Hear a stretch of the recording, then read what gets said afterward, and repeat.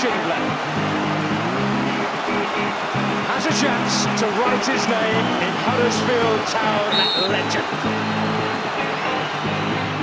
And he takes that chance!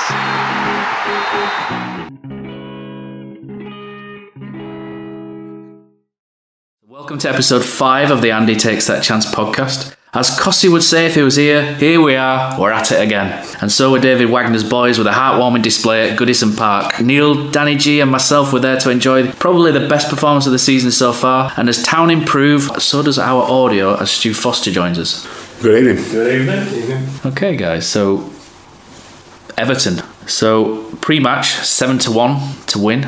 Long odds. A friend of mine put a couple of quid on that. It was very close to being able to buy us a round on the way home. Just walking to the ground though, the atmosphere amongst the Town fans is a little bit flat, but definitely something to cheer about as we got through to full time. I thought we played really well. I thought there was a lot of positives to take out of the game. I think we were all a bit taken aback with the line-up, the 5-4-1. I don't think anyone was expecting that. I think there was disappointment throughout that Pritchard wasn't selected again, myself included if I'm being honest. But overall, over the course of the game, I think Wagner fully justified in his selection, and he's probably shut a few people up for a week or two, hopefully.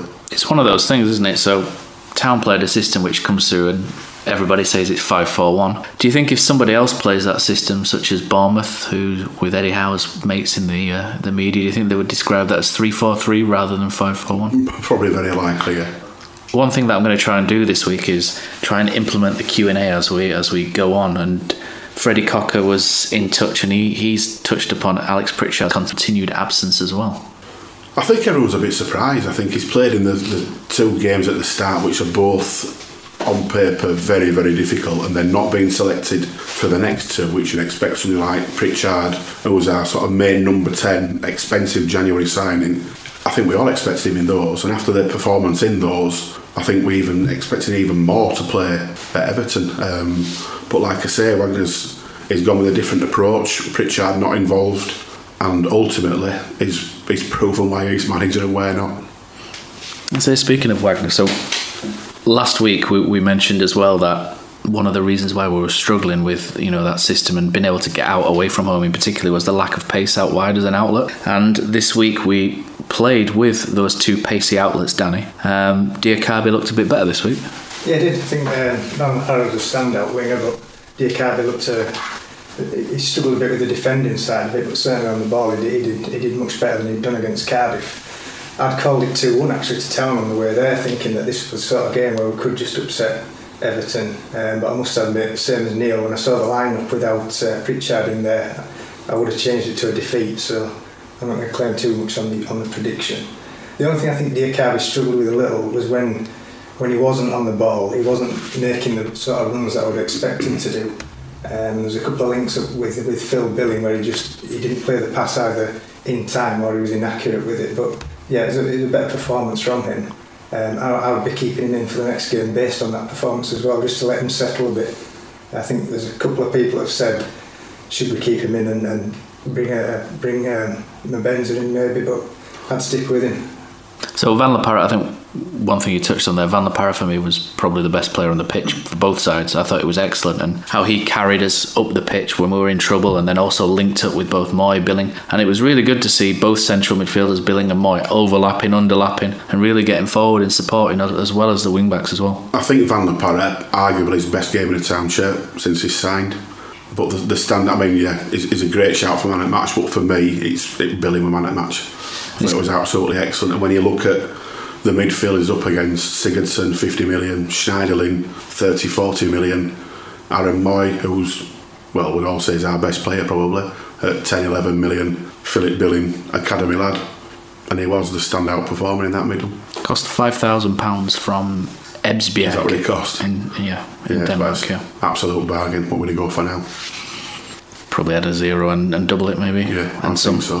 Yeah. Wasn't there supposedly some sort of investigation at Everton when we signed Billing as to why they'd not gone for him? There was, yeah. So Everton have Copenhagen on lockdown pretty much in Denmark, and it was Everton who had the internal investigation there. And what came to Town's, or what was Town's benefit is where Philip Billing was playing was outside of Copenhagen and more towards the coast, so it fell outside of Everton's radar just. And Ross Wilson actually went to watch a game, and there were 2 games going on simultaneously, one on one pitch and one on the other, and he went to watch the game which was on the other pitch. And he just happened to turn round. This is a story from Ross, which he mentioned to a few of us. He turned round and Philip Billing, there was this tall midfielder dominating on the other side, on the other pitch, and that's where he was found a little bit more by accident rather than anything else. Not a bad accident. No, not at all, and neither was his goal. It was a nicely taken header, and it's when he first broke into the team, we saw that quite a lot, that people would aim for him in the box, more so under the unmentionable ex-manager that we had. Yeah, let's not. And there'll be no more quotes from him or Lee Clark from me this week, I promise. And he was a bit of a, when he first came in the team, he's 6'5", and I think somebody mentioned, was it Match of the Day or something at 5 Live on the way on, mentioned he's the tallest central midfielder in the Premier League. So you would hope that that's something we can utilise going forward as well. And 87 seconds later, after Phil's goal, there's a little bit of a, just as the Town fans have started singing, you guys aren't very good. We've scored a goal away from home. I'm paraphrasing that slightly. Came back to bite us a little bit. As they were singing, I'm thinking, please shut up. Let's just get to half time. And obviously, as it went, epic fail. Yeah, and Freddie again has been in touch, and he's mentioned with his defensive lapse for the goal and in different performance that will we see Mbenza Kachunga or Sobi start on the right wing against Crystal Palace instead of Diakabi, especially with Van La Parra now being one of the first on the team sheet given recent displays. I wouldn't say it was an error, to be honest. He's not built like a brick house, is he? He's not the strongest. It was a successful away performance, and I think it'd be very, very harsh. I wouldn't say it was a lapse either. He was there. He'd read the situation. He just got out of strength. Yeah. And as well as that happening, the ball's slightly gone over Zanka, and there's more there. And Lossell's got a hand on it, so there's more to it than maybe just Diakabi. Yeah, it's not. He don't come down to Diakabi, that one for me. So more people have been in touch really, and they're sort of saying the system that we played against Everton in particular. So Alfie Kennedy's been in touch, and Jared Mulligan as well, both mentioning that Jared's quite optimistic. He says, is it optimistic that we've scored 2 goals away from home and that we've actually got 2 goals in 2 games? Is that more of a positive, and maybe the negative outlook is a little bit blown out of proportion? 100%. I mean, we've spoken before at length, didn't we, about the fixtures that we've had. It was quite telling that on Match of the Day on Saturday, Alan Shearer actually mentioned about that Newcastle had a tough start, having played Manchester City and Chelsea and got no points out of those 2 games. But it's sort of glossed over that obviously we'd done the same, and let's be said, Arsenal had also done the same. Didn't gloss over the net spend though, did he? Oh no, they tend to linger on that one, don't they? It's a bit of a Geordie favourite. Yeah, wages don't count though, do they? No, not at all. So Alfie's mentioned as well is saying, do you think this is now a something that we would deploy? I'm going to call it 3-4-3 because they got forward. Is this something that we could maybe deploy in future away games? I think he'll just go horses for courses, won't he? That's what I'd say. There's obviously going to be different games for different situations. We've tried that system twice last year against West Ham and Arsenal away, and it wasn't quite as successful on those occasions. So I think there's definitely a case of pick a team, and as opposed to who the opposition is. I'd say that it's Leicester's next trip away, isn't it? So I think they offer a different sort of threat to Everton. But yeah, like you say, horses for courses. He'll use it again. He's got to do, I would think, after that performance on Saturday, but not for every game, I don't think. We've had a few more messages as well praising the introduction of a man that you praised away at Stoke, Neil, Eric Doom. Doom. Either way, Doom. I'm from Yorkshire, he's Doom. So I thought he looked really good. He looked really progressive. He was quick, sharp. Maybe a slight concern over David Wagner. Seems a little bit reluctant to throw him in based on his injury record, but he immediately seemed to add an injection, and he got beyond the defence a little bit more than what maybe Harders United does. I read a piece in the Yorkshire Post that Richard Sutcliffe had done because he's mate, and he'd said something that he'd obviously spoken to Durham, and that the plan from when he signed was to take it very, very steadily, not to throw him straight in, to build him up over a period of time, and Durham was fully prepared for that and thinks it's the right way to go after all his injury problems. Must be tempting though, based on how well he played at Stoke. Absolutely, and but I think he's now got, in the last 2 games away from home, got 90 minutes in, all told, between the two. Yeah, he's definitely got a manager there that he trusts, having Well, he's got 2 weeks now. He's got 2 weeks of training, and I won't be at all surprised to see him start against Palace. So Danny, you weren't in on this conversation last week against Crystal Palace, so a lot of the questions coming in are about the system. I've said before the last few weeks I like the back 3 system because it gives us more balance on both sides, but Eric Durham's maybe a bit of a spanner into that. Whereabouts would you play him? I think if he's available, if you've got Durham, Zanka, Schindler and Congolo as a back 4, I think that's about as good as a back 4 as we're ever likely to get at this level. And the problem is, is he going to be? I don't think he'll be ready for Palace myself, but I could be wrong. I would like a back 4 with those 4 that I've just mentioned, based on the fact that they're all really strong in those positions. Whether Congolo is better at centre back or left back, you could argue, but I like that idea of the back 4 myself. I like him at left centre back. Congolo, I think he's exceptional in a back 3. Either or he's playing. He's probably in the top 3 of our players, and he's exceptional at left centre back. He's exceptional at centre back. He's great at left back as well. You could play the guy anywhere.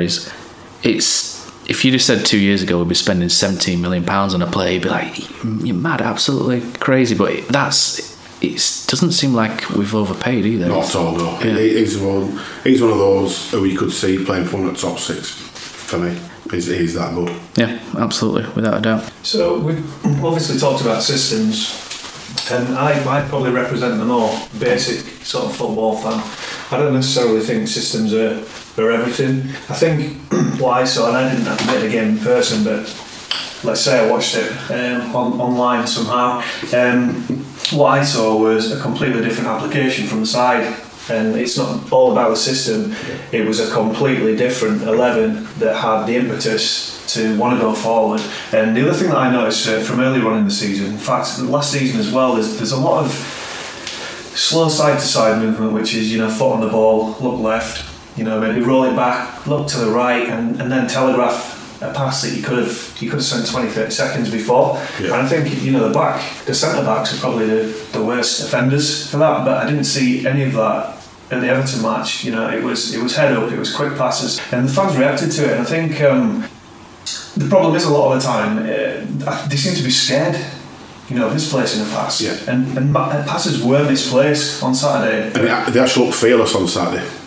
Passes were misplaced, and the fans didn't care, because you could see that they had the drive to go on, and it's like we don't care if you hit a few hospital passes or whatever, just try.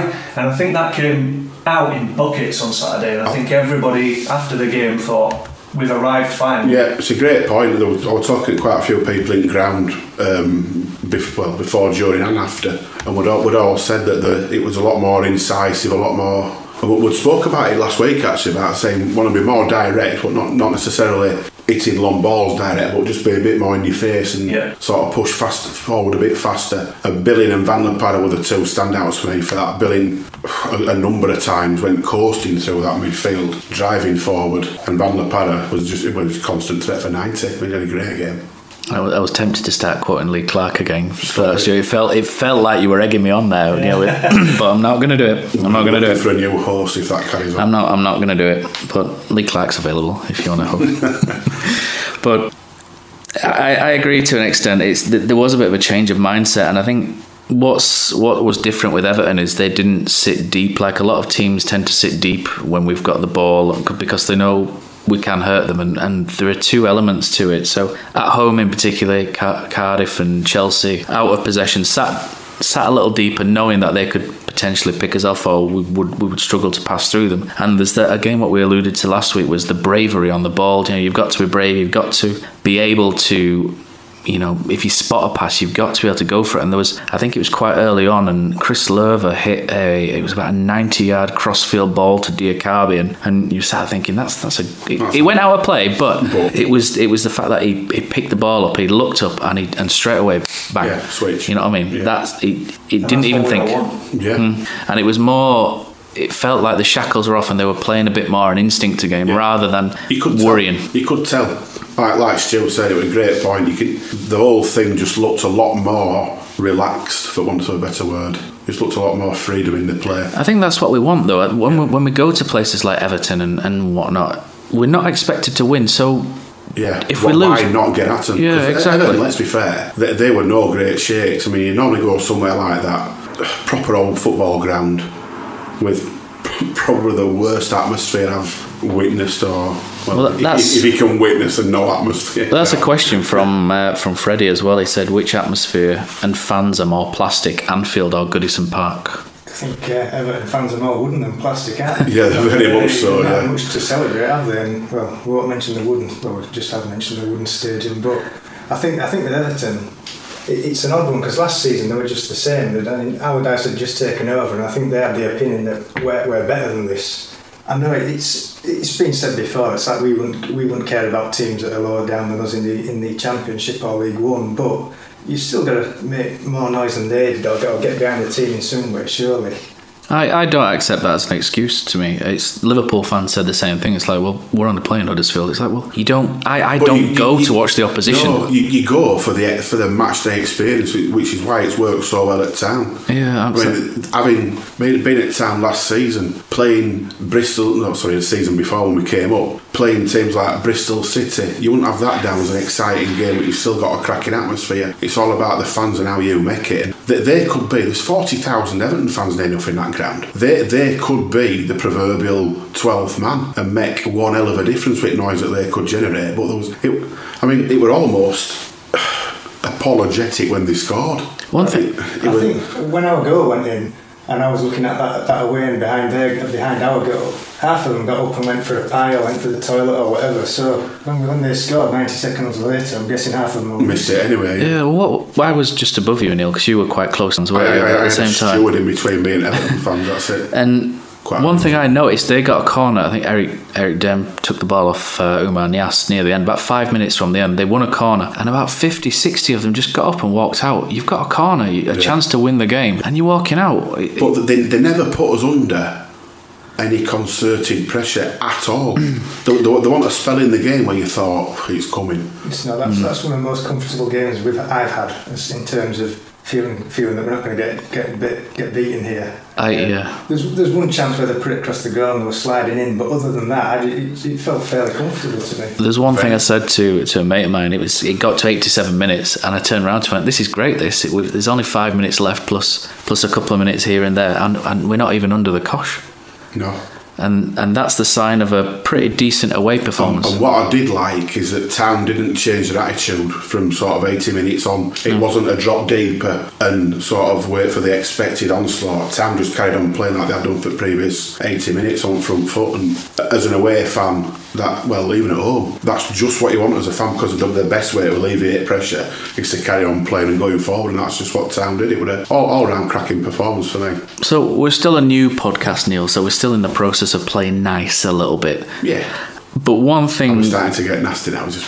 One thing that you were maybe deliberating bringing in was a whopper of the week, and Everton fans accusing Huddersfield Town of parking the bus, killing the game. Yeah. I think there's a few candidates. There's a shout for probably 37,000 whoppers of the week. All blow scousers. I sat there and I thought, Stuart Atwell, I thought it was a bit of a homer. I thought Tom Davies should have been booked. I'm biased, I'm an away fan. I thought Tom Davies should have been booked 3 or 4 times. Tom Davies should not have seen 90 minutes. There was the Calvert-Lewin incident where he went in 2-footed. There was another one on the other side, and with my blue and white tinted glasses on, I thought this referee's done us. Well, not done us, but he's not been our friend today. And then to get there and find that they think he's done them just seems such a bizarre thing. Tom Davies, he shouldn't have seen the game out. But if he picks up a booking early on like Billing, he then reins it in, doesn't he? Probably. In the way that was a frustrating thing that you could sense from us in our end, was that the fact that Billing had got that booking inside 3 minutes, and then it took him an age to sort of restore parity on the bookings front when there were 3 or 4 were a lot worse than Billings. I mean, the 2 of them could have been, if we're being brutal, straight reds. There was an incident where Billing was breaking clear and Davis took him down, and you're thinking, well, if he's picked up that booking earlier on, then he's not going to do that. And what comes of that? I mean, we're away. He either does it and gets a red card, or we break away. Yeah. So for a team that parked the bus as well, we had 6 shots on target to their 1. Yeah. Dreadful. 43% possession. I think a lot of it with Everton was from their fans, sheer frustration, and obviously Little Huddersfield are an easy target, aren't they? It goes along what I get quite frustrated on Twitter, because I think narratives of Huddersfield Town have been pre-written before the season, and I've seen Bournemouth don't get called Little Bournemouth, do they? No, and we've gone through that before, haven't we? Yeah. They're probably the smallest club, maybe Swindon, to get promoted to the Premier League, but they're a southern club, nice area. They don't seem to attract the same kind of. Eddie Howe's the darling of the press. Exactly, they don't seem to attract the same sort of vitriol that us and Burnley do, for instance, and Burnley as well. They got into Europe and they don't really get that much respect either. No. So it is frustrating for me a little bit when you see the same things, and there's a chat. I'm not even. It wasn't a dirty game, and I'm not saying that. I'm not one of these who likes cards flying out all over the place. But I do like fair play, and if you are going to book Billing for what he booked him for, it's got to go both ways. That's all everybody ever says with referees. They want to see some consistency, and that's where they make it difficult for themselves and bring pressure upon themselves when they're so blatantly not consistent. So Dale Marsden has been in touch.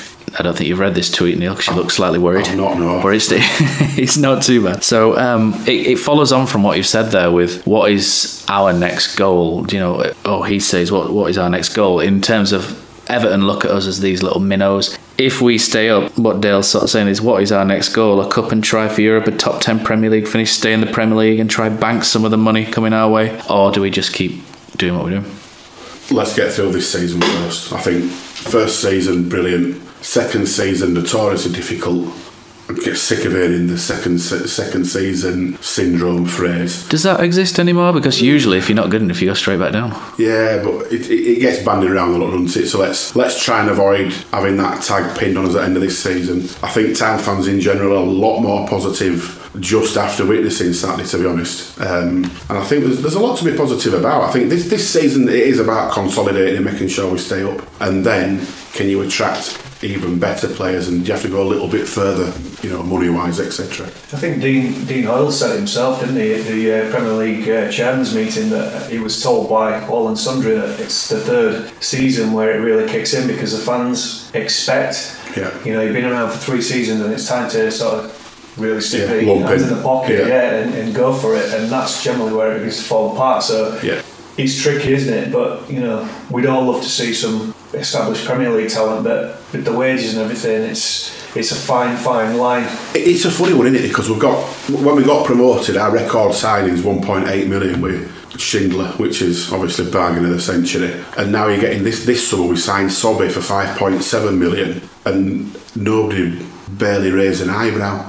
And then we got to the stage already where sort of 5.7 million is almost sniffed at as well. That's what you've got to do. Which for Town, even at this stage that we're at now, 5.7 is a significant amount of money. I think for it to be sort of dismissed as easy as it was by me as well, I'll be honest, 5.7 just doesn't sound a lot now in Premier League terms, does it? No, and Graham Ellis has found us courtesy of you today, Stu. So Graham actually put this TV up next to us right here. What a thanks, Graham. It's not level. It's the bubble's on the wrong part, and it's back to front. But aside from that, he's on the transfer window. He said, "Did we invest enough in the transfer window, and should the club have brought somebody in with Premier League experience?" That's a difficult one, isn't it? Because you could argue that we did in Congolo and Sobe. I'm guessing you're saying like more experienced Premier League, but who are we going to get that's, if you after somebody like that, I'm guessing you're looking at somebody like Joe Allen, who's gone down with Stoke, and you could say they failed at the Premier League, or you're looking at somebody who's not good enough. And is he on the way down as well? Is his career going downhill? Yeah. Plus, you're also those players, you're looking at hell of a premium wage-wise. Yeah. And that's, to filter through the rest of the team. And then that's where you get the old net spend United syndrome coming in. Yeah. And I think that there's got to still be a level of realism. You know, this is our second season. Bear in mind, 3 seasons ago we were tipped to go down to League One, and you know we now find ourselves second season in Premier League.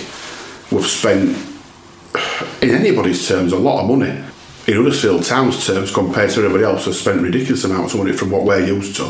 And I just think there's got to be sort of a level where, let's be honest, we're all glad that it's Dean Oil spending it, because we're not. If we did go down, we're not going to be in the shape that the likes of Bradford were in, that Sunderland now find themselves in. If we do go down, we will be on a very even keel with a sensible owner who won't throw daft money again to get back in the Premier League, but I'm guessing that he'd keep a sort of competing top-end championship without any doubt. But let's hope it doesn't come to that. Sounds very negative. I'm still one of these who thinks we'll stay up anyway. I think we're building the Premier League experience anyway, aren't we? I mean, if you players like Jonathan Hogg and Aaron Moy now, I would say they're Premier League midfielders. Yeah. You look at 2 of those players that we brought in, Congolo, he played with us in the Premier League, and Durham, and you've got World Cup experience there. One's got a winner's medal, the other's got a bronze medal. Yeah. And those are the 2 that we were praising earlier. And Congolo has actually returned to the Dutch squad since he came to Huddersfield. So that's a bit of a feather in our cap as well for me. I'd be happy to go down the route we've done and stick with bringing players in from abroad rather than go for a big money Premier League experienced player. I don't think we can afford to shop in the British market anyway, even if we're plucking players out of the Championship. Well, look at what Maddison went for.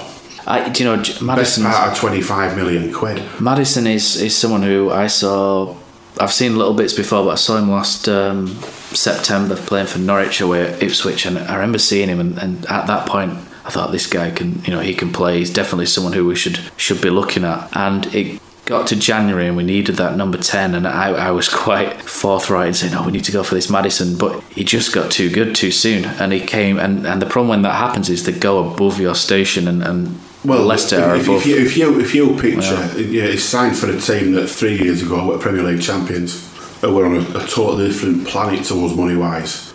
Look at what we were earning. What's we going to be earning there? 60, 70, 80 grand a week. I'd quite like Matt Ritchie when he was being linked to the Championship. Yeah. Apart from anything else, if we'd have spent money on him, it increases the net spend for us against Newcastle. Absolutely, absolutely. That's another mention, isn't it? Net spend wars.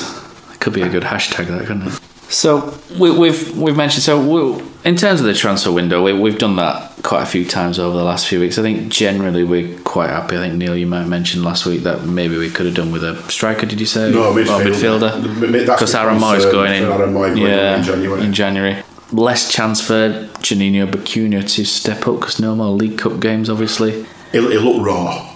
That's. I'm not writing him off by any stretch, but it looked. For the future rather than for now, shall we say.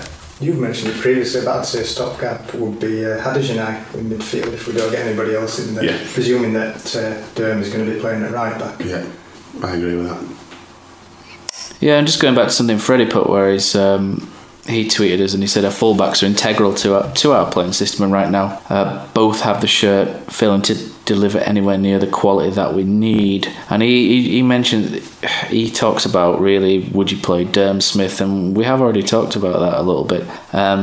He doesn't really mention Chris Lever. I thought Chris Lever was really good against Everton, and at the end of last season he played a bit of a hero's role as well for me at Man City, Chelsea. Lever's one of those underrated that you need. He's got a great footballing brain as Chris Lever. Let's be fair, he's played in Champions League for Dortmund. He's not a mug. I said last year, if he had Scott Malone's body, his physical attributes, he'd still be playing for Dortmund. Yeah. He's a very clever footballer, is Chris Lever. He's not one of those, when you see a team and Lever's in it, it's never always, I'm happy with that. Yeah, you'll always get 7 out of 10 with Chris Lever. And obviously you got a penalty taker as well if we ever get one in the or if we ever get another one in the Premier League. Okay, so we've got the international break coming up. Zaha's injured, potentially out for 2 to 4 weeks, meaning that he maybe could come back at a push. How has he got injured without playing us? Come on, there's only us that fouled him. Apparently he got kicked off the park in training. But, did he train with us? He must have He must have come and joined in with us. That's how he gets injured against us. This has got Berahino again written all over it, hasn't it? Palace never winning without Zaha recently. Yeah. Arsenal not picking up a point all of 2018 until they turn up at Town. I'd rather see him there and just beat him with him in the team if we can. And kicking. This fantasy kicking that he got, ridiculous. If Zaha's missing and Town play a blinder and beat him, you just know that the script's written in it. I'll take it. I don't care. I'll take it. I'm quite happy with that, mate. I don't mind him decrying us a little bit more for something else and crack on. I was going to say, would you prefer the game to be this week, considering Town are coming off the back of a good performance, maybe the international breaks at the wrong time? I would. Well, we normally go in strong to these breaks, don't we, and then come out the other side and a little bit deflated. So, I think it's coming at a wrong time. Elliot from sent me a message earlier today from Talk of the Town, Elliot, and he mentioned to me, see if you guys can guess this. I haven't fact checked this, so I believed him. Whether I should believe Elliot, I don't know, but I'll have a word with him afterwards if he's wrong. But he said to me, there's only one club that we've beaten after an international break in the time that David Wagner's been here. Do you know who that club is? So since he's been here, it's that could be Championship as well, couldn't it? It's the Championship and it's Leeds United. It's Leeds, isn't it? Yeah. Which was end of August, early September 2016. So we're due as well. So, Crystal Palace are due to beat somebody without Zaha. I don't read so much into stuff like that. I'm pretty sure Wagner ain't particularly bothered about when they fall, and I think he'll think they've got a positive performance in. There's a few going away in international duty. He's got a good week, 10 days with everybody else. I'm assuming they'll get 3 or 4 days off each. He's got a good 7-10 days with everybody, and I'm pretty sure a performance like that at Everton, I think they'll all come back flying anyway. And Palace are no great shape. Let's be fair, Palace are going to be one of those that are a bottom 10 team this season, and they're one of those you're playing at home and you've got to think of that's somewhere where you can get points from. I think we've got to learn from what we said as well at Everton, where we've got to stop fearing players and fearing teams, because we've got some good players of our own. Zaha against Congolo, we should be really be looking towards that. I don't think Tezeke will be too worried about Zaha bobbing at him, to be honest. And I think Billing's going to be absolutely flying, full of confidence. It's the Billing now. The trick is now keeping that level up. He's set it. Yeah, it's a young player, isn't it? So you will get peaks and troughs, and I just hope that, because Billing seems to be an easy target for some Town fans. I think sometimes he doesn't fit the mould of what people look at in terms of a central midfielder. So he's 6'5", 6'6". Quite languid, so I think he gives off the impression he's something that he's not sometimes to Town fans. So I think the negativity sometimes comes from the way he looks, and he's probably not helped himself on 1 or 2 occasions, but it was good to see him step up against Everton and quieten 1 or 2 people. Although on a forum we mentioned last week, one guy has gone to great lengths to say how rubbish Billing was against. I've read the I read the first 2 lines. On Saturday? Yeah. Which clearly shows to me people. Watch it. No, people. Well, apparently did with a notepad. So I think it just goes to show people prefer to watch with preconceived notions than what's actually. Well, the thing is though, that's where it drives me mad. And I put a post up on Twitter on Saturday or Sunday. About that, just that all these who do come on, and Billing and Van der Parra in particular, 2 that get absolute pelters on Twitter. Matt Glennon's a nightmare for it on Radio Leeds with Van der Parra, but those 2, it's all right going on having a go at them, but there weren't so many popping up on Saturday night giving it the credit the other way when they fully deserved it. Because like we said before, those 2 were. They were just excellent. There were no poor performances on the day. No, there weren't. There were no poor performances. But those 2 were the 2 where sort of a tussle for the man of the match. Someone else who I thought played really well was Congolo. I thought he was really, really good. I just expect it now. Yeah, I was just going to say we kind of just expect it. Penalty, Danny, for his vicious assault on Cenk Tosun. According to the law say yes.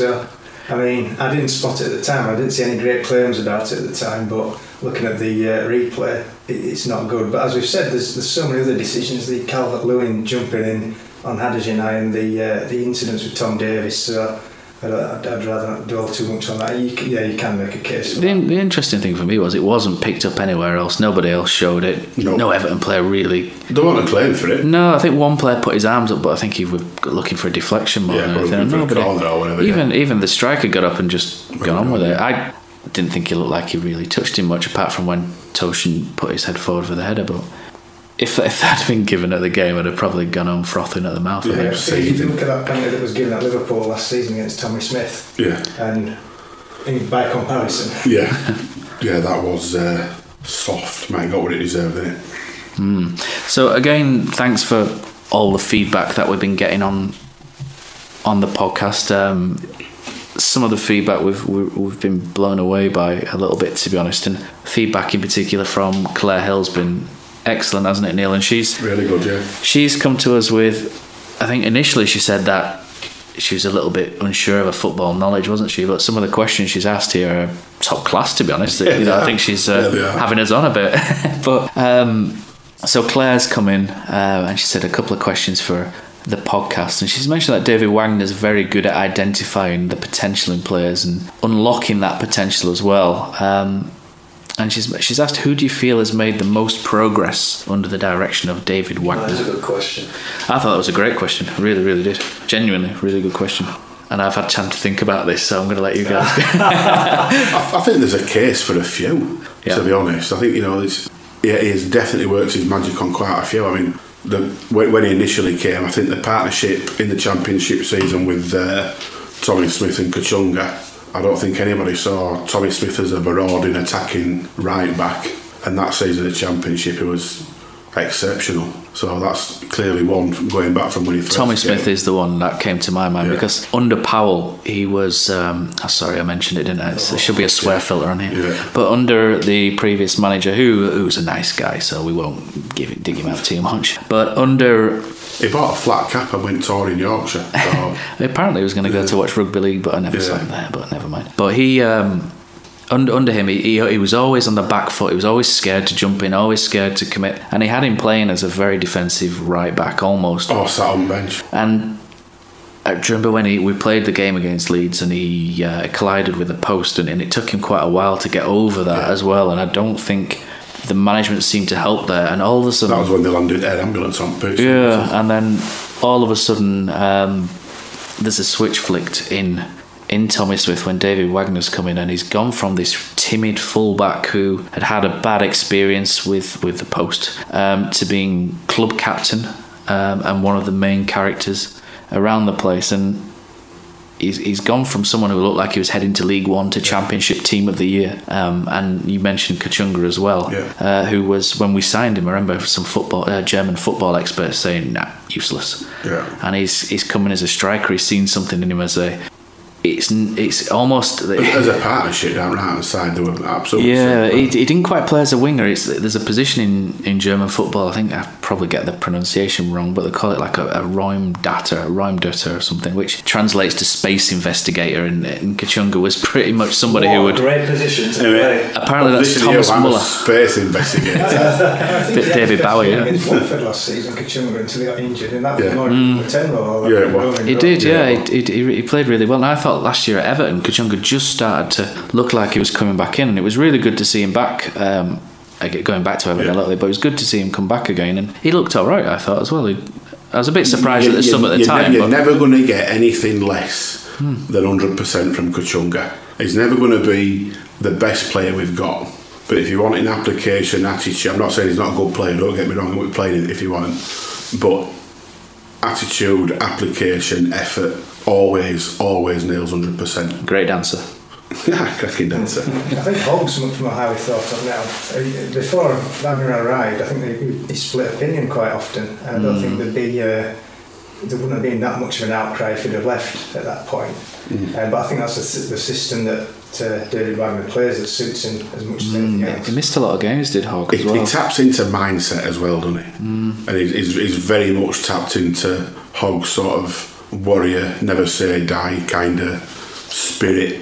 He pretty much used says him as a bit of a poster Jonathan child Hogg he is the terrier identity. And I remember him saying a while ago that one thing he changed with Jonathan Hogg was he gave him every Thursday off, because he does have little bits and bats with with his groins and his back, and it helps as well when your manager also has a degree in sports science and physiology and all sorts of whatever else he's got going on, and he seems to really understand it. Like I say, he understands the players. And another one who I thought as well was a player we got, Stuart Webber signed him from Wolverhampton Wanderers, where he was quite unpopular. He was seen as lazy. He was seen as pretty naff, to be honest. He fell out with the Wolves fans over something on Instagram, didn't he? Arguably man at match on Saturday. And back over him though, didn't he? No. Just a bit. And Town fans still, I get why Town fans get frustrated. In the final third, his decision making, okay,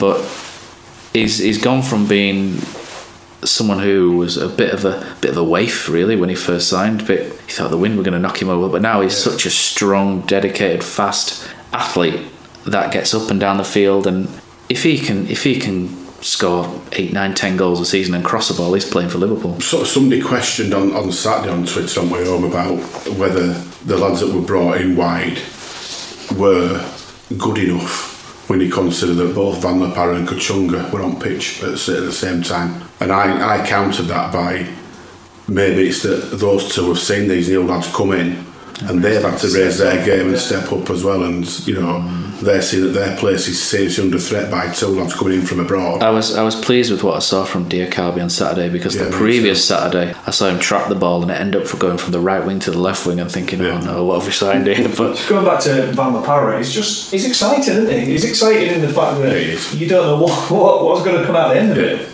sometimes, and it's like, for me, I love that. When you see him running with the ball, he's genuinely got the most attacking flair out of anyone else in the side, and it doesn't always come off. 8 times out of 10 something might go wrong, and if he could just reprogram his mind to just stop and think for a second before he lets the hammer go, he'd be a world beater. Yeah, well, we're playing for us, would he? No, exactly. He'd be with Congolo in the Dutch squad. Yeah, he would. Oh, absolutely. Yeah, he would without any shadow. It must be a mental. But when you look at, like on Saturday, you're looking at the fullback he's up against, and there's got to be a case of saying Seamus Coleman's one of the best right backs in the league. I think before he got injured, injured, has been over a period of time. And before he got injured, he Van La Parra tortured him on Saturday. He was absolutely tortured him. End product. Yeah. So, to answer Claire's question, I've thrown in 3. Smith. I'd go with Tommy Smith as my main one. I think we've named them all. So Smith, Hogg and Van La Parra's the 3. They're the 3 that were. It's quite telling that we haven't discussed this, and we've all picked. You could even praise Christopher Schindler's step up to the Premier League last year as well. When I think one thing we've mentioned previously is we've signed quite a lot of project players. And then and Claire's question is great, because it's now making me think these project players we've signed, Sobi and Benza, Diakabi, good hands. Yeah. Really, really good hands. Yeah, definitely. She's also mentioned both Van La Parra and Phil Billing have both stepped up this season, who David Wagner firmly believed and saw potential in, but have come under criticism in the past by fans. I also think back to Hoggy, who barely gets a look in before David Wagner arrived, and look at him now. Depoitre is another player that comes to mind as well. Depoitre was an interesting one because he was a good player in Belgium. I think he got the cap for Belgium when he was playing for, was it Bruges over there he was maybe playing for? Went to Porto, didn't work out. It was David Moss who had an eye on him because he was Celtic were interested in him when he was playing in Belgium. Brought him over. Initially, there's a story from... When he first signed him when we got to Premier League? He was one of them, he was. One of the stories that I heard from somebody closer to the club at the time was when we played Leicester in that first game, where he rolled Harry Maguire easily. And look at Harry Maguire now. And he rolled Harry Maguire, put the ball in the corner. Kachunga was actually going to play up front in that game because apparently Depoitre is not the best trainer, so David Wagner hadn't actually seen what he could do, and it was David Moss actually who said this in the media. He's given him a go, and again he's another player he gets the best out of, and he's a classic Town fans player, is Depoitre, because he clatters into everything, like he runs himself into the ground, and Town fans love that, don't they? He's a rich man's Ronnie Jepson. Yeah. But yeah, Town fans love that. If you go back, I think that's why they love them though, because we've had players like that. But one of the reasons why Town fans don't buy into people like Billing, and I'll probably get slated for this. Are you going to mention Oscar Goburn? No, I am not, no. But you did. One player I used to really like a long time ago as a midfielder, and he got slated because they were too soft. He probably was a little bit soft, but a cracking footballer. Lee Makel. I thought you were going to say Dave Cowling as well. Lee Makel was a good footballer, but never really hit it off with Town fans because he didn't particularly like a tackle. Whereas Johnny Hogg, your Darren Bullocks, they're all sort of legends because they get in there and, I wouldn't think. I think it comes from like you mentioned Ronnie Jepson, and Alan Lee was quite well liked despite not being very good for me. Not by everybody, he wasn't. I know, me and you probably not, but he did have his fans for whatever. Boothie, even when Boothie came back. Lee, though, come on. When Boothie came back with his two broken broken knees, dressing room apparently, Alan Lee, brilliant. And Boothie came back, so there's that type of striker.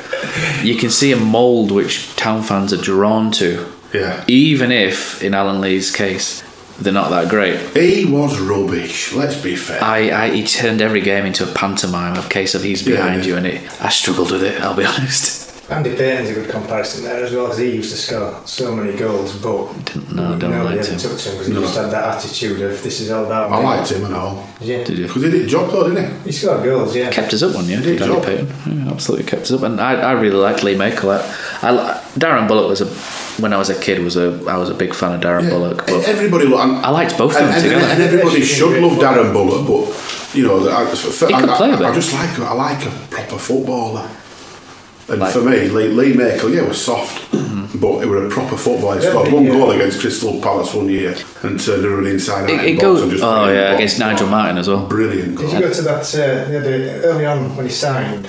Brian Holt was in charge of that second tier selecting. The Italian second. Ainsley Lee. Man of the match. It was a terrible game, but in amongst the Italians, Lee Makel stood out as a class above everybody. Yeah. He went to Hearts later. Ainsley Lee did really well. Yeah. He went to Hearts afterwards and Livingston and had quite a good career in Scotland. Did Lee Makel. I thought you were going to mention Dave Cowling because what you said sounded very similar to Dave Cowling. Dave Cowling's when I first started going. He was That's where you get this modern football fan, but it goes back to 80s. Town fans hating on Dave Cowling in certain sections. And it's not a modern thing, it's just more vocal now because it's on social media. And he created so many goals and scored a couple of classics. When I never got to see him, so I can't form an opinion, but I watched the final whistle, and there's is it Newport who scores the goal against Newport? Against Newport. Barnsley, where they had almost 30,000 in the ground. Yeah, Scott winning in that. And to me, we're looking back at the videos, you think he must have been a bit of a... Yeah, you must have think... Old Milk Cup, League Cup, what it called then. The old fella that I used to sit next to at Leeds Road, he used to go on about I was in the crowd at the Arsenal game when there was 67,000. That reminds me of the 80s, so he'll have been about 70, 80 years old. But he used to slate Dave Cowling so much. Yeah. Even in that game against Newport when he scored the goal that sent us up, he begrudgingly applauded it. He wasn't happy. Yeah. That's Town, never changed. Never changed Town fans. He was comparing him to the likes of Jimmy Glassard, so I guess now I can understand. Well, Vic Metcalf, probably. But yeah, so Claire caveats that very nicely with saying, on the flip side to the question above, which player are we yet to see rise to their full potential, and a player who Wagner could get more out of? She's also saying you may want to discount new players because they're still finding their feet. I think you could probably answer Billy again on that one. To be fair, there's loads to come from, isn't there? When you see that performance that he put on Saturday and you've seen bits and pieces in other games, he has got everything to be a top-end Premier League midfielder. He's got everything. He's good in the air. He's got a wand of a left foot. He can tackle when he wants to. He can find a pass. He was coasting through middle of the pitch on Saturday on a number of times. And that's what drives people mad, isn't it? Yeah, but he's... But no, I mean coasting as in, looking good. Gliding. Gliding.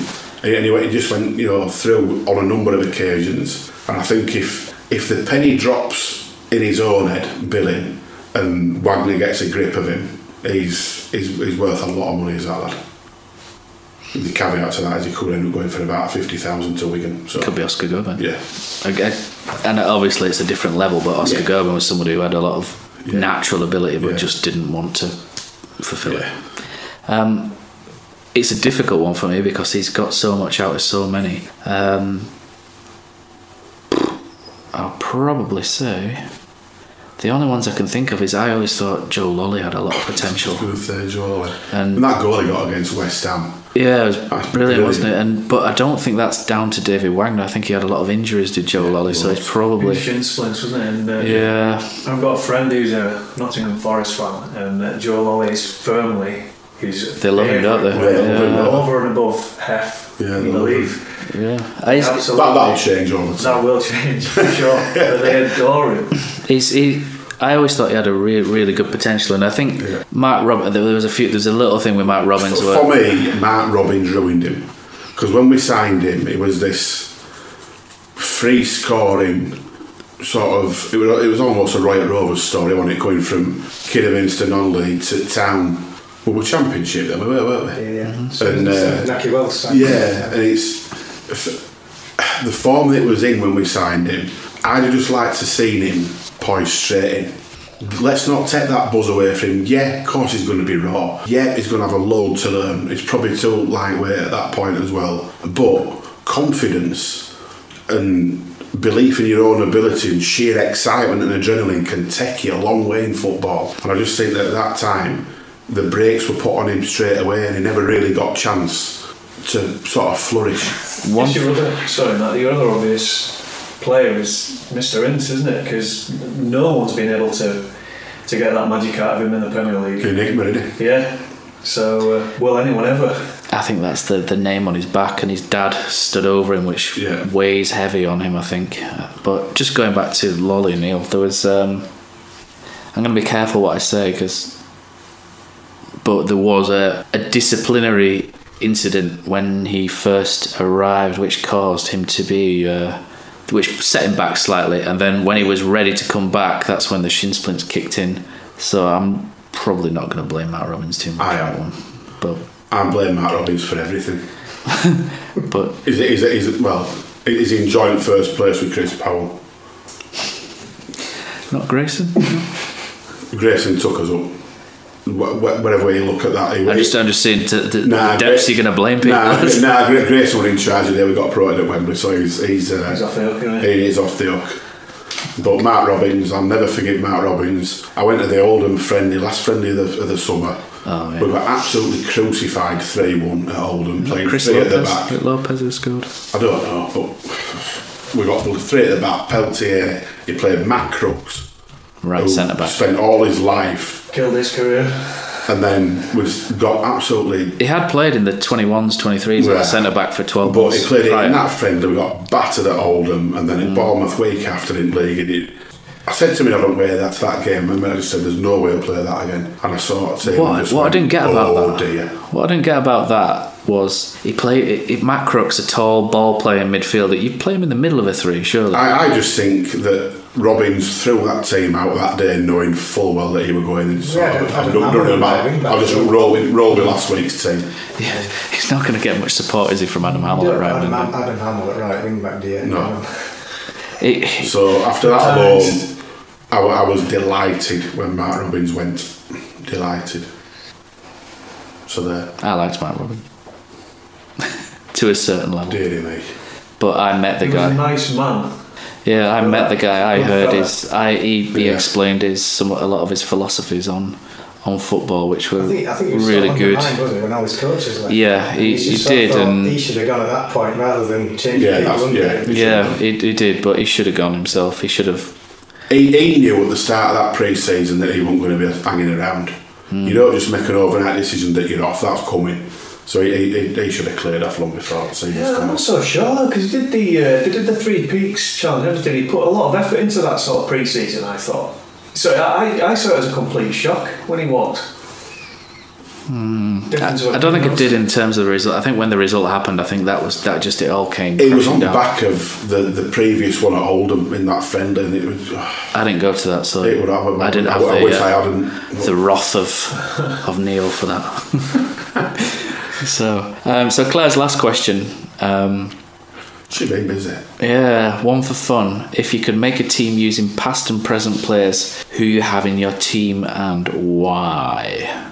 Wow. You see, When did you start going, Neil? 1980. Right, I'm 92. 81. 89. So So we're going to have a few of the same ones overlap here. Can I throw one into the mix then? I'm going to start with my first ever town hero, who was Mr. Simon Trevitt. Excellent. Absolutely loved him. Fantastic haircut as well. Burger. from Robert Town. Lives in Robert Town. Yeah. I think he's a postie now. Yes. I played against his brother a few times, Johnny Trevitt. It was pretty good actually. It's Johnny Trevitt. Right, so I'm going to change Claire's question slightly. So originally she said, if you could make a team using past and present players, who would you have in your team and why? I'm going to change it, Neil, based on your little rule there, whereby we'll have up until the Premier League, because the current team probably flattens everybody, doesn't it? So, sorry, Claire. So what I'll do is I'll propose a 4-4-2 shape. We know Town fans love a 4-4-2. Let's go on, let's go all the way. Go on. So, goalkeeper-wise, guys, are you going for Brian Cox, Donny? I'd go for Nico Vassen still, I think. Nico Vassen. Steve Harper. Nico Vassen for me as well. Oh, you see, I would have gone Steve. I was close to Alex Smithers. Why? Because he was homegrown and he scored the penalty at Wembley. Soft spot. But Steve Harper was pretty good as well. And Danny Ward, you've got to throw in. I'm going to say Steve Harper, so that one's a bit of a tie. Yeah. Right back, I've got Tommy Smith. Malcolm Brown. I've not thought about this before. Tommy Smith. She's put us on the spot. Yeah. Having not seen Malcolm Brown play, I'd have to go with... You're not having Simon Trevitt, no? No, change my mind. Okay, so Smith's in. Across the two centre-backs I've gone for, I can't go past Schindler and Hefele. Even Andy Morrison, I did like Andy Morrison a lot. And not so much Ken Odoke. But horrible. This is just got difficult. For what Hef did, how he's just a walking catchphrase, you know, absolutely. I think they've got to put fantastic. honourable mentions in for like so Jacko, maybe Andy Morrison so when he was fit. Yeah, I'll go Schindler. Schindler's a cert, right? Yeah. Yeah, Schindler Hef. Either that or Morrison in place of Schindler, actually, just because I think it'd be... have two brutes. Oh my god. Imagine the elbows on the opposition strikers at corners there, if you noticed. I love that interview. Britta Sombalonga did an interview, didn't he, about Hefele, where he said, who was your toughest opponent? We might have covered this before, didn't we, where he said it was a German from Huddersfield who told me he was going to break my nose when I came on, and within 10 seconds he'd elbowed me across the face, and then at the end he was hugging and kissing me, so he didn't know what was going on. I remember watching a friendly at Hull when Mark Haley was player manager, and it was Morrison that was playing in the Town defence, and just before one corner Haley sort of smacked one of our younger players and knocked him over. And referee looked away just after the corner. Morrison walked out. No, we were in earshot. Morrison walked up to Haley, said, "You're going down. Next time I'm challenging you, you're going down." And sure enough, elbow in the back of the head at the next. To be fair, Haley just got up and got on with it. But to be fair, I witnessed the best one ever of those. We used to have a left back called David Burke, played for Town. Oh yeah. And when Sam Allardyce played for Town as well at centre back, we were playing Fulham. We were a notoriously dirty player called Jeff Hopkins, Welsh international, and he brought David Burke's leg right in front of old tennis, and it would just horribly new straight away. You could hear it. Hear it. And Sam Allardyce didn't think twice. He was marched over, smacked Jeff Hopkins square in the face, just turned around and walked off. Dealt with him like a pint of wine. He did, yeah, absolutely. Left back, I can't go full back four from 2016, so I'm going to go Simon Charlton, left back. You stole mine there. No, you can have the same one. Tommy Cowan for me, because he follows me on Twitter, so I've got a bit more. We've had some good left backs. We've had some absolute cross ones and all. I really like Jamie Vincent for that little spell. For a spell. Yeah, not enough to get in this. Scott Malone? No, I'm going to go Chris Lever. I go Simon Charlton because he went to my high school. Simon Charlton, great player. He was good. And had a good career after Town, very good career. Danny, you went with Tom Campbell, so 2 votes for Charlton there. Midfield 4, I changed from Dean Gorey on the right at the last second and went with Kachunga just for that Smith-Kachunga partnership. See, right hand side for me, it's Brian Stanton, the end. Yeah, Stanton as well, I guess. Go on, Stu, you can have the deciding one on that one. I'm going to go Kachunga for the same reason as you. Surely no one's not going to pick Aaron Moy in the middle. Moy for me, yeah. Agreed. No brainer. No brainer. Who to have alongside him? I'm torn, you see. I really liked Darren Bullock as a kid, but I will admit that he probably wouldn't translate well to the modern game. But one player who probably would be Chris Marsden. I can't pick Chris Marsden as good as he was because we didn't see the best of him. He went out of Southampton, it was good, wasn't he? Very quick because he played so much football when Warnock took over. John Kelly. I'll probably go. Andy Williams was pretty bad as well. That was so shocking. That's an all-new programme.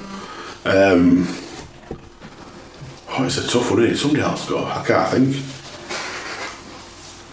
Bullock compliments Moy quite well. I think when we went up, Bullock actually transformed in that what was Division 1 back then. He was sort of limited in the third tier, but when we went up, he could play football as well. He wasn't a bad player. I thought so. There was one game stood out for me one of them I enjoyed was when he handled. There was a nasty little wretch came with Charlton Athletic with England under 21 honours called Lee Bowyer, who thought he could swing his elbows and fists at anybody that moved, and Darren Bullock left him in a crumpled pile in the penalty box. I'm going Bullock purely on we played Leicester at home when they were flying. I was going to say Gary Parker. And he man-marked Gary Parker while scoring twice in time 1-3. I was building up to that one, yeah. That was one of the best midfield performances I've seen. And he scored at their place as well. Moy and Bullock. Moy and Bullock. I'll go with that. Left wing. So I just because I don't want to pick too many from 2016. When I was growing up, I really liked Phil Starbuck, and that. Phil Starbuck. Yeah, that 90. I wouldn't have him down as a left winger though. Can't play him on wing. He did though. 93, 94 that season came from the left. Roberts. But and I know he played a lot more on the right, but I've gone Paul Dalton. Just over maybe Ben Thornley. I'm going to go old school again. Cowling. Dave Cowling. I'm going to go Ben Thornley. Much decried by many, but scorer of some epic goals. Go on, Danny. Cowling. You can tell me and Danny started going about the same time. And then up front, there's only two that stand out for me. Go on. Stewart and Booth. You just can't argue that. That's easy for me. I know you've seen more than me, haven't you, Neil? But Stewart and Booth just. Marcus Stewart. Marcus Stewart's got to be in it. Marcus Stewart's got. I'm thinking Andy Booth Mark 1 rather than Mark 2. But I'm gonna go Duncan Shearer. I could put the Heffin alongside. I don't have to drop a defender, do I? Duncan Shearer scored a hat-trick on his debut away at Barnsley. Yeah. And then week after we played Stoke and he scored two absolute screamers. Yeah, Duncan Shearer. Go on, Danny, you can have it. With K1 as well, just because of the aerial threat when he was first with us. Alright, so to answer Claire's question, the team that we've gone for in goal is a combination of Steve Harper and Nico Vassen, joint votes. Tommy Smith right back, Schindler, Heff centre backs, Simon Charlton wins out 2 votes to 1-1 each. The right wing is a toss up between Kachunga and Stanton. It's Brian Stanton, the end. Moy and Bullock in midfield with Dave Cowling on the left wing. That'll have a few people. I'll tell you what, whichever strikers are playing, they're going to get some right crosses in. And those two strikers are Stewart and Booth. Yeah, it's outside that. It is. Please feel free to send us yours on Twitter. So the last question we've got comes from, speaking of Alan Lee, it's from a Twitter user called Alan Lee 19. Change your name. Big Elbow is his other name. And it says, honest opinion on the crest used on the shirts this season. Personally, I think the idea of a design like that could be executed well, but whoever designed it just hasn't done that. I don't mind it. I'm very traditional, if I'm being honest, and I love our badge. I think it's a classic, proper football badge. But I think for looking at overseas markets and sponsorship, etc., which is, in my opinion, clearly come into this design with the dog and the Chinese. Is it a terrier? Does it look like a terrier? Yeah, it's fine. Yes. You like it? Well, we've got the design comic cartoon expert with us. If he says it's a terrier, it's fine, that'll do for me. I've taken the mick out of it in the past for looking a bit aggressive, but it doesn't bother me. The only thing that can bother me is if it fell off the kit, like people are saying, but mine's been washed 5 times and it's still intact, so... Yeah, I like it as a logo piece. I also agree with Neil, I think it's aimed squarely at Southeast Asian China market. Do I like it on the shirt? Not particularly. I'm a bit of a traditionalist as well, but I do like the design. I just wish they would just simplify our crest down just a little bit. I don't like the shield off. It's the shield that I don't like. Take the shield off. It's when you go onto like the Premier League website, our It's actual smaller, crest shrinks because of the size of the shield. FIFA. Yeah, FIFA is the important stuff. Yeah, nothing against the logo. Good piece of design. But I don't mind it, to be honest. I quite like change when it comes to football. I quite like the kit. I think it looks quite sharp, nice. The red and black one looked really good on the weekend. Only thing I don't like about red and black was wish it was striped on back as well. Back, yeah, that's probably the same thing. Have you seen Sheffield United's kit this season? Weird. It's not another pink Their one. own kit, it's red and white stripes at the front and just plain white on back. It's just, that's not a Sheffield United kit, is it? It's a little bit Colgate, isn't it? Yeah, nah. No, so to answer your question, I think we're a bit ambivalent, aren't we? Yeah. It's alright. It's not jinx like people suggest. No, It's currently on a Premier League shirt and that'll do for me. yeah, I quite like it. I like the whole red, obviously from my Twitter things. I really like the red terrier thing from 69 and 70. That was a design I really liked. So when Sean Jarvis said they were going to have a nod to that, I quite liked it. Yeah, on kit front, to be fair, I think they've smashed it on all 3. I think they've got 3 good kits this season. Yeah, I like the striped one's a bit more than the fluorescent one, but you can see why it's there, can't you? Yeah. You can see it. You can definitely see it. You can see it. So thanks again for everybody that's got in touch. We've had some good questions this week. Please keep them coming for the upcoming episodes. And remember, don't forget to send us your best team as well. We'll be really interested to see what you guys have picked and whether you would agree with Neil that maybe Duncan Shearer should get the nod, or whether you're happy with Stewart and Booth, or maybe even Naki Wells up front as well. So thanks again for all those that have followed us on Twitter. We're now over 450 after just a couple of weeks, which is really good. If you guys could keep liking and subscribing on YouTube in particular, that'd be fantastic, because I can give the YouTube channel a proper name then, rather than having the current GUID which we've got at the moment. That'd be fantastic. So thanks again for all your support, and we'll see you again next time. Is this the moment for Lee Fowler? It is. Take your place in Division 2, Huddersfield Town. He's missed. Steve Simonson clears the flame of the goal and collapses in a heap of tears. Pate's got a chance. Pate scores! Jack Pate scores! Heffel is in there! Smith scores for Huddersfield Town! 3-2 Town! Boris Sherry, Danny Ward saves! Danny Ward saves! De Quattro's in, round De Gea! 2-0 Huddersfield Town! Christopher Schindler has a chance to write his name in Huddersfield Town legend. And he takes that chance!